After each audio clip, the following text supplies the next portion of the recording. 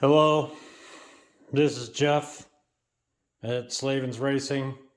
I thought I would make this video for you guys today about how to repair the brake lever on a 2023 KTM.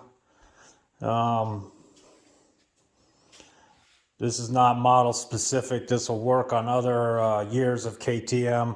I'm just showing you on the 23 model year KTM. What you need is this is a cast metal repair gun. We sell these on the website, and it's got two settings. It's got a high setting and a low setting. Now, I get a lot of phone calls, people saying, hey, what setting should I use? I heard I should use the low setting. I've been riding bikes for 123 years at this point, and nothing's changed at that time. And I'm here to tell you that you want to use the high setting on this. So you get down in position. Okay, you got your welding unit. Now you want to press the trigger and really get this.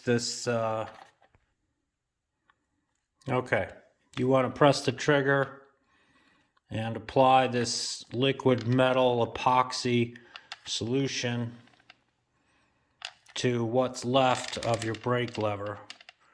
Don't be shy, get a lot of stuff on there.